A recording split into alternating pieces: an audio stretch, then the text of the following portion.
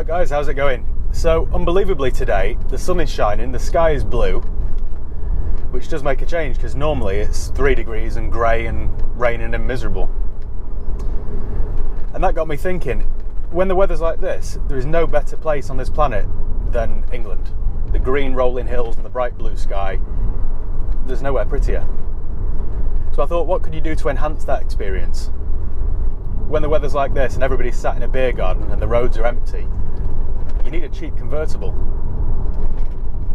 One that you don't really care about, one that you can park anywhere without worrying about it.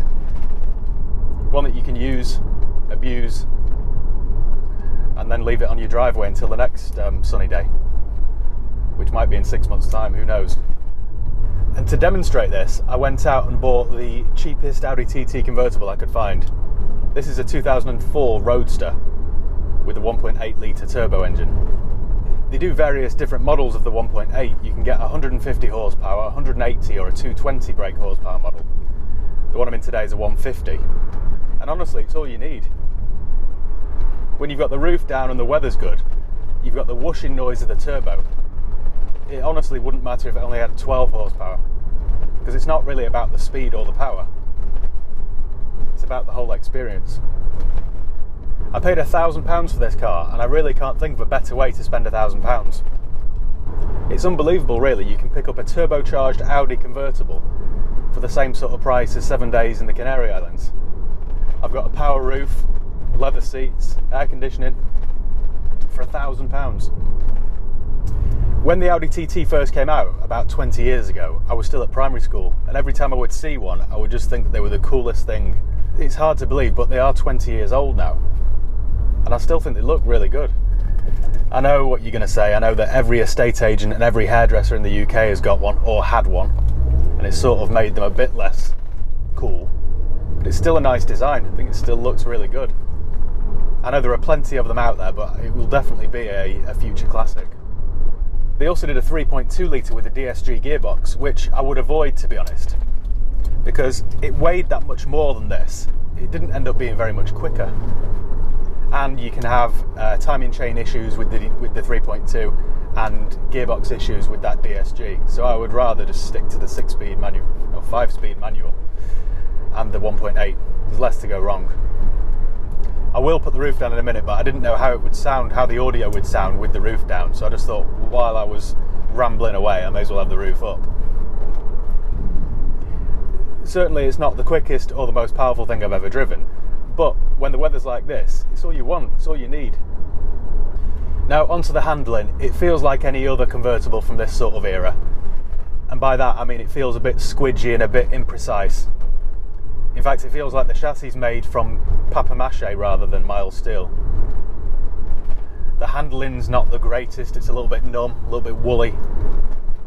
But honestly, again, it doesn't really matter. It doesn't have to be the most technically advanced car to put a smile on your face. Can you hear all like the rattles and shakes as we drive along? That's just typical of any sort of 15-year-old convertible. And by lobbing off the roof, they've lost some of that rigidity. So you get those kind of rattles and shakes and all that kind of stuff. Scuttle shake they call it, don't they? It's not as bad as like a 90s Saab 9.3, but it is quite noticeable still. I've always liked the interior of the TT. Even now, this one's nearly 16 years old, and all the buttons work. Everything just feels well built and well put together. The steering wheel, to say that this has done 131,000 miles, there's very little wear on it. The stitching's held up. The seats aren't ripped or worn or torn, which just tells you how well it was screwed together. You get the impression it was built to a standard rather than built to a cost, which is why it's still held up. I mean, what else can you buy for £1,000? You could buy an MGTF, but I honestly couldn't recommend one. I think you should only buy one of those if you want to get value for money from your AA membership. That K-Series engine was terrible. It would blow its head gasket every time you put the key in the ignition. You could buy an MR2, I suppose, but they're a little bit boring, aren't they? They're not as practical because there's no boot. And the inside's like typical 90s Toyota. What else could you buy? could buy an MX-5, I suppose. In fact, why didn't I buy an MX-5? What an idiot. Why didn't I recommend an MX... Anyway, so you could buy an MX-5. Only be careful if you buy one in the UK because they do rust really badly. But they're definitely more fun to drive than a TT. But I think the TT looks better. I think it's got a better interior. But yeah, for fun, the MX-5 is better. I don't know why I didn't think of one of those. Anyway, moving on. Now, we better talk about common issues, hadn't we? Well, there aren't that many, actually, which is unusual for a car of this age. One thing that always seems to fail on every TT I've ever been in or bought is the gauge clusters, the dash clocks there. They always fail. You either get them where you can't read the display because it all goes pixelated, which this one hasn't actually, or you get them where the actual gauges are faulty. Like on this one, my fuel gauge is faulty. I've had it before where the temp gauge is faulty. You can take the pods out and send them away to a company and get them repaired for about 150 quid. But for a car of this value that I'm just going to use when it's sunny, who cares? Of course, I say that now, but when I'm walking back shortly with a jerry can looking for a fuel station, then I might not be as laid back about it. So no, that's one of the most common issues. Apart from that, if it's got service history and it drives well, you should be fine.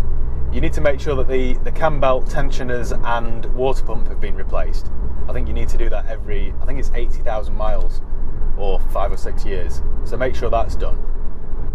But honestly, if you keep up with the oil changes every year or 10 or 12,000 miles, you won't have any issues. They're quite a robust, reliable little thing. They don't rust, not particularly anyway, not like the MX-5s. They're not particularly expensive to service. Tyres aren't any more expensive than a Ford Focus. You can't go wrong. So yes, you can pick these up for about £1,000, but if you spend double that or triple that even, you will get a mint example. So that's probably what I would recommend you do. And it's still cheap enough to not really care about it. Now, I'm not saying you won't care about it. I'm not saying don't look after it or mistreat it. But if you've only got a couple of grand in something like this, then you won't kind of mollycoddle it or, be frightened to go out and use it. Or worried about leaving it in a car park and come back and somebody's opened the door onto it or something. It doesn't really matter, does it? And that's the whole point of having a fun little sports car. So anyway, I just thought I'd share with you my latest purchase. I'm off now to put the roof down and enjoy these country roads before the weather changes. So thanks for watching. Make sure you subscribe if you haven't done already, and I'll see you next time.